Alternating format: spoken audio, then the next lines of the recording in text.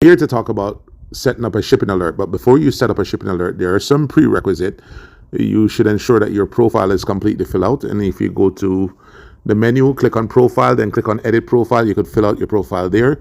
You must ensure that you have a government ID uploaded. The Jamaica Custom Agency, to give you de minimis, which is give you duty free under $50, require you to have an ID on file. To do that, click on the button that says upload gov ID. Once you click on that, then you pretty much just select an ID, and we're going to go here. That's my government ID. And once you've uploaded the ID, you'll get that green check mark. Now that you have that completed, let's talk about setting up the shipping alert. This process is way fast, quick and easy, but for the purpose of this video, I'm going to go very slow, and I'm going to demonstrate what you do in certain scenarios. So we're going to click on the menu at the top. I'm doing this from mobile because I figure most of you guys do your shipping alert from your mobile phone. We're going to choose the third option that says shipping alert setup. Let's go ahead and click on that. And so now it opens the shipping alert setup. We're going to go ahead and fill out the shipping alert setup. First, it asks for a retailer name, and let's just say I bought some stuff from eBay. Then it asks for a tracking number. It's very important that you understand that you should not put your order number. When you place an order, most companies, they give you some grace period, 6 hours, 8 hours, some 24 hours, for you to have buyer's remorse and cancel your order. This way they don't charge your credit card and have to refund you. After about 24 hours, most company, Amazon and the likes, generally ship your package. Don't wait for them to send you an email to tell you that the item was shipped. Just go back, check in your Amazon profile, grab the tracking number. For purpose of demonstration, we're going to make this 1, 2, 3, 4, 5, 6, 7, 8, 9. Again, ensure that you're not putting the order number, you're putting a live tracking number. Estimated shipping date. We're doing this video on October 31st, 2022. If your item already got to our warehouse and you're doing the shipping alert after, you'll have to select today's date. You cannot go back in the past. You're doing an alert. Estimated weight. I'm just going to put 1 pound. So after you've done that, the dimensions is the only thing that you can skip. After you've entered all that detail, then the next thing that you do is attach your invoice. Everything goes incrementally step by step. So now we're going to click on the upload invoice. And it says to select a file. We're going to click to select a file. Let's just say we're going to upload this invoice, package number 1, invoice number 1.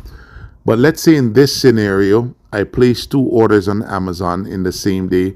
And let's just say Amazon probably throw the 2 orders in one box, and I have multiple invoice. I can upload up to 5 invoice for one package. If you just have a single invoice for your single package, then you just click done.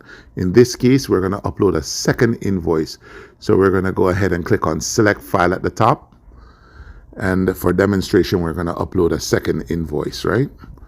So we're package number 1, invoice number 2. So now I have 2 invoices upload. Just so you know, a good invoice entails all the itemized with the price, the total at the bottom, inclusive of taxes and shipping if applicable. So please don't send us like, let's say for those folks, let's say in New York, who's sending something to Jamaica and go to the post office and mail it to us. Please don't send us a copy of the post office receipt. That's not your invoice. The invoice is a receipt for the items in the package. All right, so now we're going to go ahead and click done. We upload in the package a hat, separated by comma, shirt, separated by comma, shoes.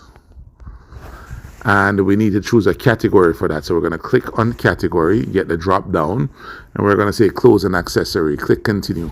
At this point, you're done. You could just click create shipping alert and you're done. It's that simple. But let's say I'm sending this package not to myself. I'm sending it to somebody else, right? Let's say I'm sending it to my brother named John, Brother John. And I get to put Brother John's phone number here so the delivery man could reach him. When the item gets to Jamaica, they could call before they deliver. If Brother John is not at 10 Big Walkway, which is by default the address that I put in my profile. Let's say that was my parents' address and my brother lives across the road. He will live at 11 Big Walkway. This is where I changed the address. So you could use your shipping account to send packages to anyone, anywhere, right? So at this point, we're practically done. But let's say I want to add some special delivery instructions for the rider. I want him to throw the package over the fence while riding by him. I mean, we'll never do that. But where you put the special delivery instructions, and all this information gets printed on the shipping label, so the delivery man will have this information. Pretty simple and straightforward. Right now, I can just click create shipping alert and I'm done. It's that easy. You're done. You did a shipping alert for one package. Let's say I have more than one package and I want to combine it. This is where I would go to combine it. Now I would press the combine button. Not before, now. After I've entered all the information for the first package, then I click combine. Then it'll tell me you're combining at your own risk. We'll go ahead and press continue. We're combining. So now you see package number 1 is already done. Now we're on package number 2 and we're repeating the process. So now we're at Amazon. We're reversing the order of the tracking number, 987654321. And the delivery date, of course, is today. And for estimated weight, let's just put 2 pounds. Go through the same step again, upload the invoice, select a file, and we're going to select package number 2, invoice number 1. I'm going to click on done because we have only one invoice for this package. Let's just say we have 1 pair of sock in there. And we're going to choose clothing accessory for that. Click on continue, and that's it. We're done. Let's just go ahead now and click create shipping alert. Now note the button is bright blue and lit up. If you skip any of these steps, go back and forth, play around, maybe click the combo button before you did the custom form, this button will remain grayed out. You'll have to start over. All right, so it's that simple. Now, if you want to ensure that the shipping alert was created properly, you simply go to your shipping history.